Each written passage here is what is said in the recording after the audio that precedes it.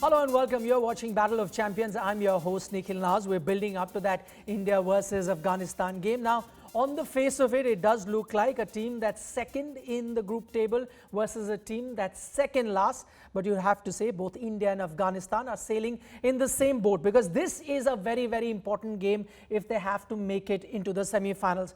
More so for the Indian team, considering that they've lost their 2 matches so far. On the other hand, you have the Afghanistan team that have lost one but won 2 encounters, albeit it came versus weak opposition in Namibia being one of them. Joining us on the show is Sunil Gavaskar, a former India captain and our expert throughout this competition. Sunny bhai, I was just looking at this Afghanistan team. Quite often, whenever we saw India versus Afghanistan, you said, you know, a strong team like India taking on the minnows in Afghanistan.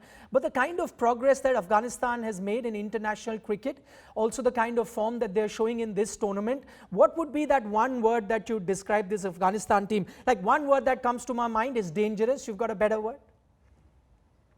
Well, before I say that, let me wish everybody a happy Dhanteras today. Yes, they are exceptionally dangerous. I can only add the word exceptionally dangerous, because they are a team that is unafraid to play their shots in the 20 overs game. They just go out and swing their bats quite happily. They've got mystery spinners, and Indian batsmen in recent times have shown a certain vulnerability against playing top quality spin, particularly the back of the hand spin. So yes, I think they are as is commonly used the word, they're a banana peel opponent, because you tend to not really take them too seriously, and then you can slip and fall down playing against them. Okay. Sam, I'm just looking from India's perspective. Now, one thing that we heard from Jasprit Bumrah after that New Zealand encounter, he came out and said that, listen, IPL bubble fatigue is real. Now, as an Indian fan, should one be worried? Because if there was IPL bubble fatigue in that game versus New Zealand, that fatigue is going to be here now in that game versus Afghanistan, because not much can change in the gap of 2 to 3 days. Well, look, when you're playing for India, everything has got to recede into the background. That's as simple as that. It's an unbelievable privilege and a huge honor to be playing and representing your country, because there are millions who are wanting to get the India cap in their colors. So you're really privileged to be playing for that. Nobody should be saying that this is there. That there should be no real excuse. You've got to go out there and give it your best. That's all. It's as simple as that, and that's all that the fans are expecting. We all know that you can't win every game. We all know that this is sport. You're going to lose. Even the best of players, the greatest of players in individual sports lose. So even great teams, and this is a great team. Make no mistake, with the way they have played over the years. The top team, this Indian team, is a top champion team. But it's only in the multi-country tournaments that they have really not found their feet. So I think that is something that they need to do, and not talk of anything else. All right, let's now take a look at how the two teams stack up. As I mentioned a short while ago, Afghanistan's got mystery spinners. They've got Rashid Khan, with his googly. So that is going to be the contest within the contest. Indian batsmen, much experience versus the dangerous Afghanistan spinners. All right, 3 outstanding spinners that Afghanistan have in their ranks. Mujib, it was reported, was injured, but he's expected to take the field when it comes to that India encounter. Sunil Gavaskar still with us. Sunil bhai, when it comes to playing the spinners, we saw that the Indian batsmen didn't have a great time versus the New Zealand spinners in that previous match. How do you reckon they're going to tackle the Afghanistan spinners? Because just comparing man to man, it might just be an even tougher challenge now. Definitely, yes. I think you've got to say that the Afghanistan spinners, Rashid Khan in particular, is going to be a bigger challenge than, say, an Ish Sodhi or an Imad Wasim. And therefore, India really need to step up. India really need to be aggressive. India need to get down the pitch a little bit more to counter the turn. There won't be much turn here in Abu Dhabi, or for that matter, in Dubai as well. So I think you've got to try and throw the bowler off by trying to step down the pitch, make him change his length, make him change his line, do something different to both these bowlers. Because if you don't do that, then they're going to bowl their 4 overs for, say, 25 or 30 runs, and that's going to be tremendous. Because if you bowl 8 overs for, say, about 50, 55, 60 runs, you've done a fabulous job for your team.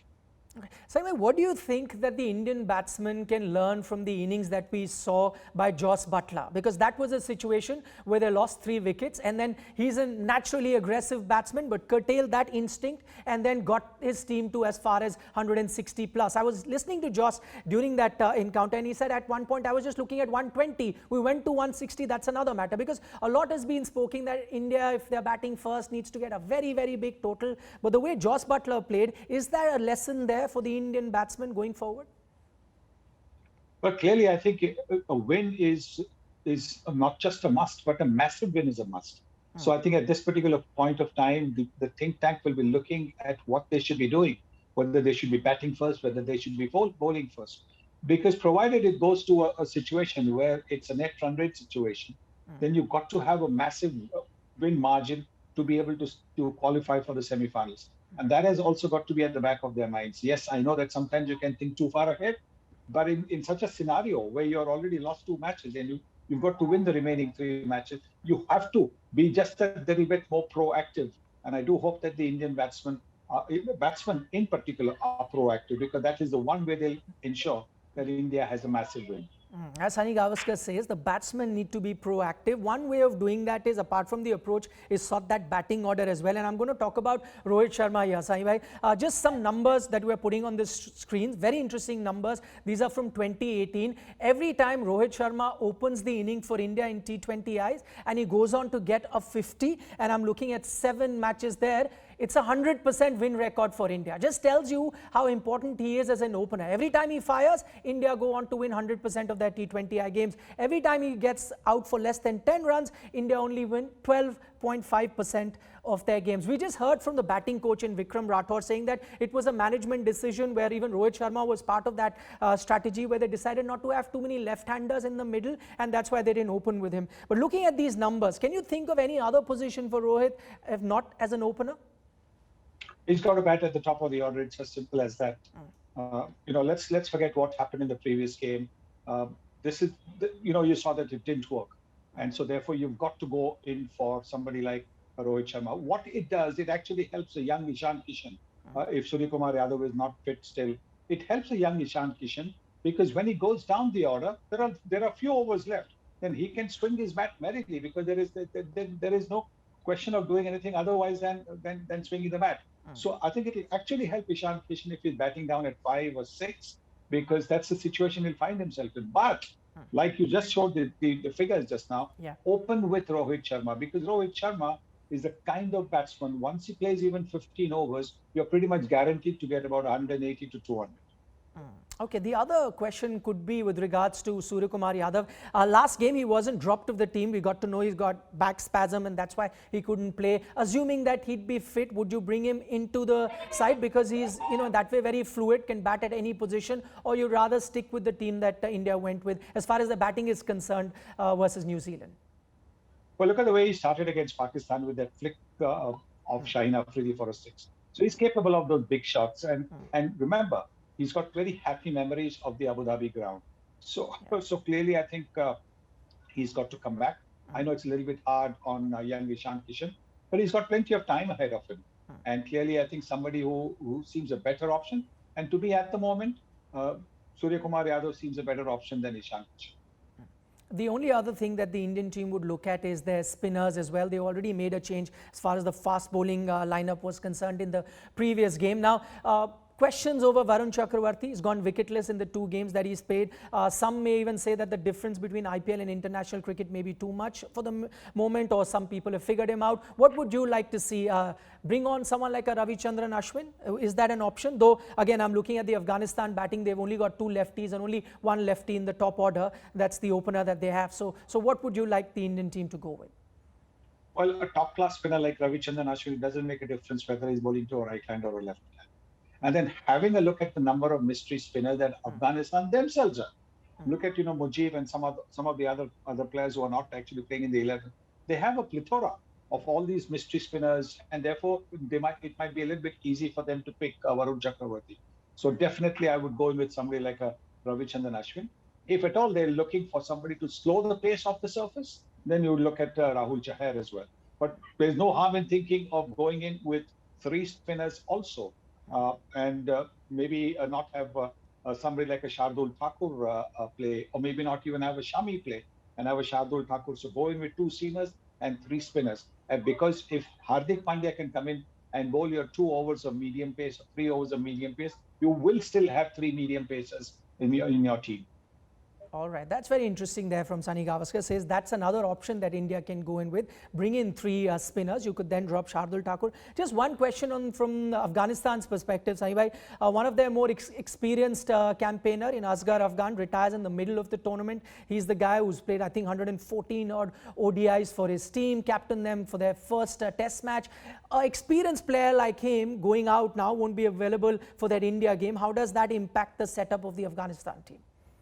It impacts massively because look at the experience you talked about. He's been their captain in all three formats of the game. He's got that massive experience. I just don't understand how people come for a tournament and then in the middle decide that they're not going to complete the tournament. They have to. They have to go through the entire tournament and then announce in the middle of the tournament that they're going to retire after the tournament is over. But once you have come as part of the team, then you see selection committees pick teams depending on who's who, and they would have picked the team depending on Asghar Afghan being available right through. Now suddenly he's up and gone, and he's left the team in a lurch. Right. So that is certainly going Right. to be a big blow for Afghanistan. Okay, in case Mujib is fit, then he's most likely to come into the playing 11. Didn't play the last match in place of Asghar Afghan. Sunil bhai, we're completely out of time. Thanks so much for joining us with those thoughts. And before we wrap up, here's wishing everyone a very happy Dhanteras. And here's hoping that India do strike gold when they take on Afghanistan. You are watching Battle of Champions.